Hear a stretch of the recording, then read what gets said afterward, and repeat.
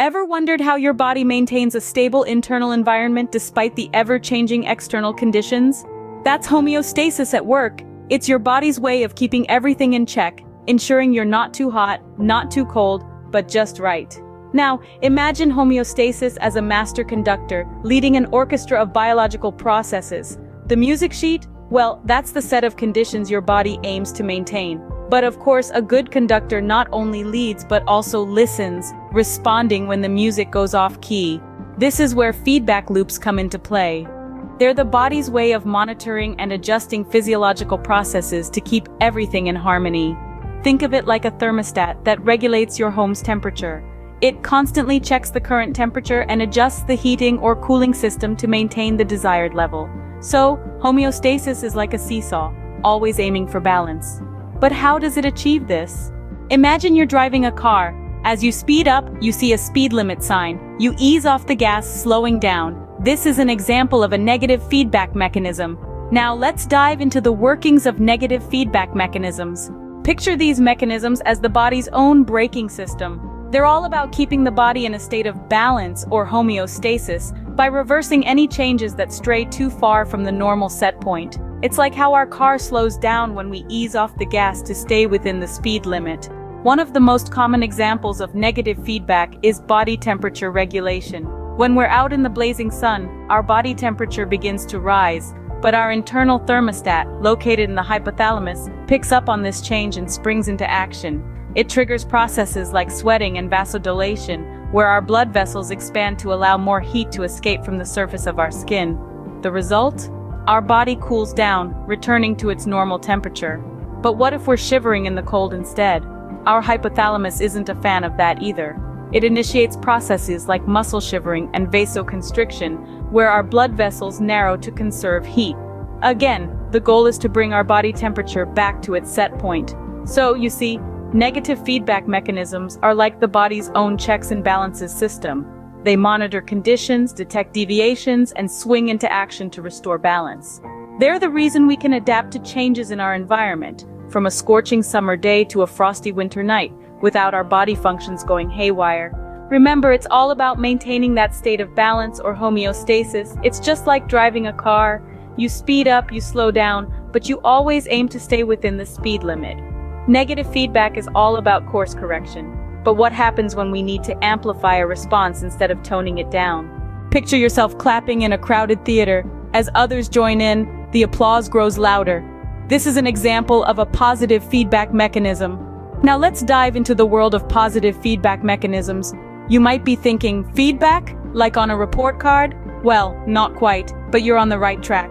Positive feedback systems in our bodies are all about amplification, much like the applause in a theater that grows louder and louder. Think of positive feedback mechanisms as the body's cheerleaders.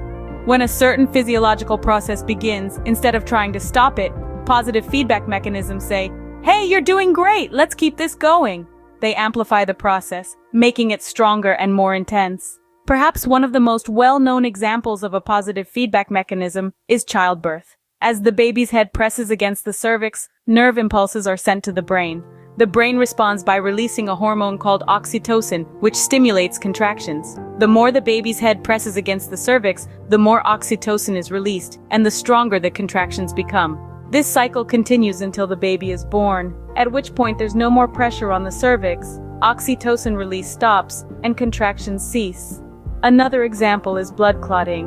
When a blood vessel is damaged, platelets start to stick to the site of injury, releasing chemicals that attract more platelets. This creates a positive feedback loop, where the more platelets that gather, the more chemicals are released to attract even more platelets.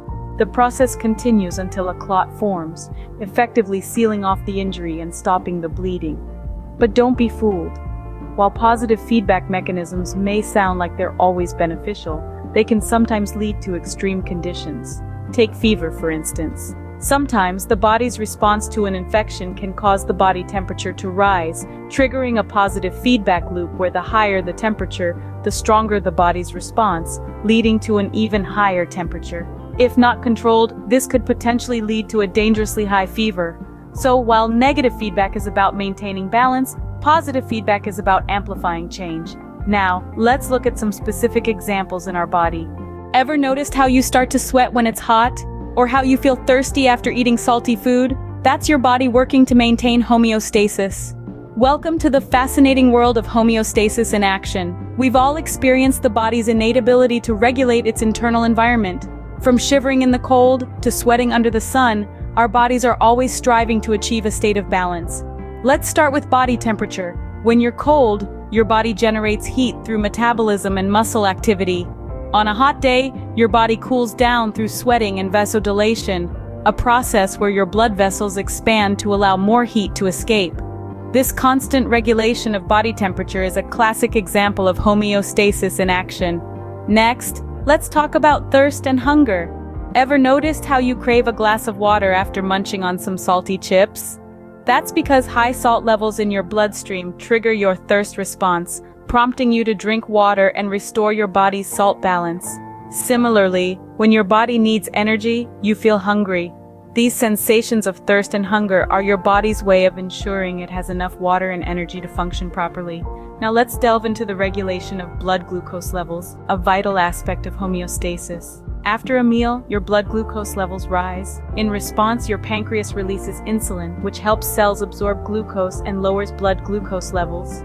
Conversely, when your blood glucose levels are low, your pancreas releases glucagon, which prompts your liver to release stored glucose. This balance between insulin and glucagon ensures your body always has the right amount of glucose it needs. And who can forget the kidneys? These workhorses of homeostasis filter your blood, reabsorbing what your body needs and secreting the rest. They maintain your body's water and electrolyte balance, ensuring you have the right amount of water and salts in your bloodstream.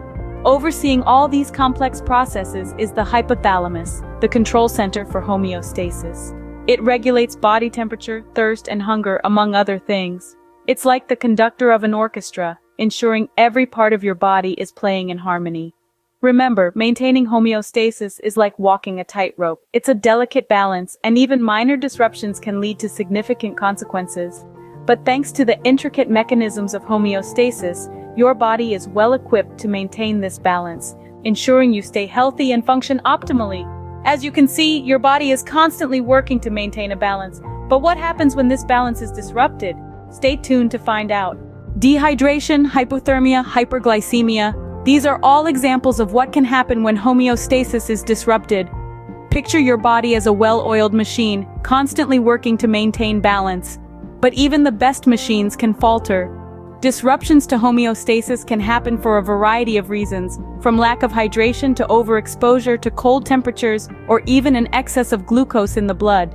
Dehydration, for instance, occurs when your body doesn't have enough water to perform normal functions. This can upset the balance of minerals in your body, which can affect how your muscles and nerves work. Hypothermia, on the other hand, is a drop in body temperature that occurs when your body loses heat faster than it can produce it. This can lead to a slowdown in your bodily functions, and in severe cases can be life-threatening. Moreover, hyperglycemia happens when there's too much glucose in your blood. It's most commonly associated with diabetes, a chronic disease that disrupts the way your body uses sugar for energy. Over time, high glucose levels can damage your heart, kidneys, eyes, and nerves. But don't fret. There are lifestyle factors you can control to help maintain homeostasis and overall health. A balanced diet, staying hydrated, getting enough sleep, and managing stress are all crucial. Remember, your body is like a symphony orchestra, with each part working in harmony. When one part is out of tune, it affects the whole performance. To further understand how our bodies maintain this delicate balance, our upcoming episodes will focus on the endocrine system. We'll explore the anatomy of endocrine glands like the pituitary, thyroid, and adrenal glands. We'll delve into hormones and their functions in the body, and how the endocrine system regulates various physiological processes. So remember, every time you feel thirsty, hungry, or too hot, it's just your body's way of maintaining balance. Stay tuned for our next episode where we dive deeper into the endocrine system and its role in homeostasis. With that, we've reached the end of this episode about the intricacies of homeostasis. We hope you found this information valuable, and more importantly, it has sparked your curiosity to learn more about the amazing machine that is our body. Our journey is far from over. There is still much more to learn, especially about the endocrine system, which plays a pivotal role in maintaining our body's balance. But for now, let's take a moment to reflect on what we've learned today. Remember, every sip of water, every bite of food, every breath we take is all part of the grand symphony of homeostasis. It's our body's way of ensuring we stay healthy and function optimally. If you've enjoyed this video and found it educational, don't forget to hit that like button. It helps us to reach more people and share the wonders of human physiology. Share this video with your friends, family, and anyone you think would benefit from this information. And of course, if you haven't already, subscribe to our channel and hit the bell icon so you never miss an episode.